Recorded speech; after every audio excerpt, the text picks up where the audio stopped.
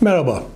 Bugün şeker hastalığı ile D vitamini arasındaki ilginç ilişkiyi konuşacağız. Kanalımın takipçileri her vesileyle D vitamininin önemini ve faydalarını vurguladığımı bilirler. D vitamini kemik sağlığından kalp sağlığına, bağışıklık sisteminden kanserlere kadar birçok önemli fonksiyonları olan bir madde. Madde diyorum çünkü D vitamini esasen bir vitamin değil, cildimizde güneş ışınlarının etkisiyle imal edilen bir hormon. D vitamini konusunda yapılan bilimsel çalışmalar her gün başka bir özelliğin ortaya çıkmasıyla sonuçlanıyor. Ve bugün de D vitaminin şeker hastalığıyla olan ilginç ilişkisini konuşacağız. Görelim bakalım.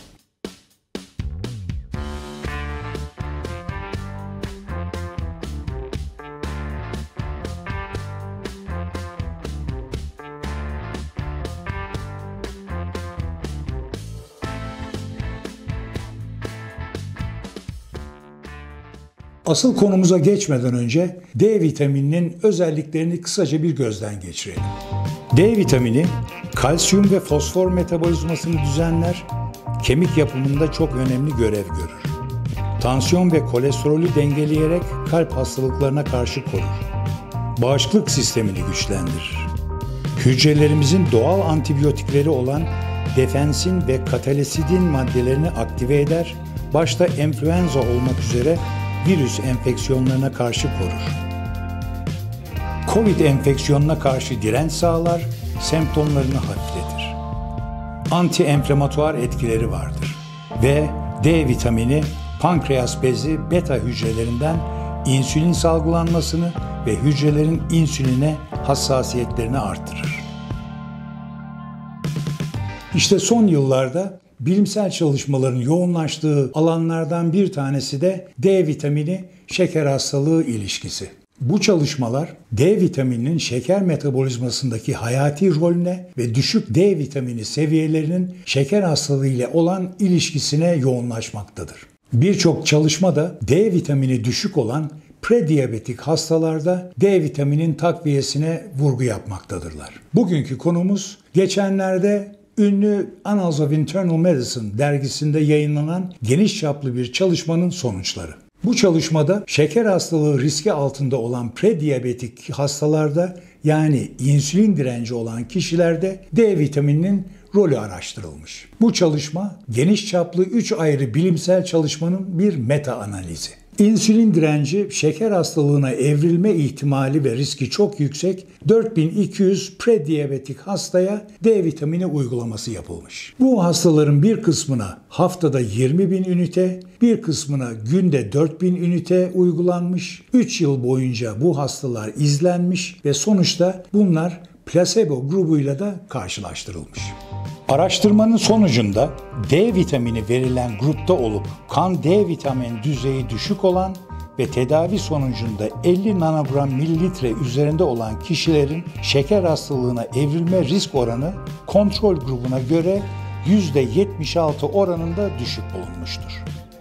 Yine bu grupta insülin direncinin tamamen normalleşmesi oranı %30 olarak bulunmuştur. Bu sonuçlar gerçekten harika. İnsülin direnci ve şeker hastalığının insan ve toplum sağlığına olan olumsuz etkileri göz önünde bulundurulduğunda kan D vitamini düzeylerinin optimal düzeyde olmasının önemi iyice anlaşılmaktadır. Bu arada hemen belirteyim. Bu bilinçle Amerika Birleşik Devletleri'nde ve Avrupa'da birçok gıda ürünü D vitamini katkılı olarak üretilmekte ve kullanıma sunulmaktadır. Bu ürünlerin arasında süt ve süt ürünleri, bazı meyve suları, ekmekler, unlu mamuller ve birçok kahvaltılık mısır gevreği gibi gıdalar yıllardır D vitamini katkılı olarak üretilmektedir. Başta anlattığım gibi D vitamini sadece şeker hastalığı için değil, sağlığımızın her yönüyle yakından ilgilidir. Ve unutmayalım ki kış aylarında güneşten doğal D vitamini alamıyoruz. Yaş ilerledikçe cildimizin güneş ışınlarından D vitamini üretme kabiliyeti azalıyor. D vitamininin tek besinsel kaynağı balık ve maalesef çoğumuz yeteri kadar balık yiyemiyoruz. Bu arada ilginçtir, güneş ülkesi olmamıza rağmen insanlarımızın çoğunda ciddi bir D vitamini eksikliği görülmektedir. Bana tedaviye gelen kalp, hipertansiyon ve şeker hastalarına rutin olarak D vitamini baktırıyor ve durumlarına göre D vitamini takviyesi öneriyorum.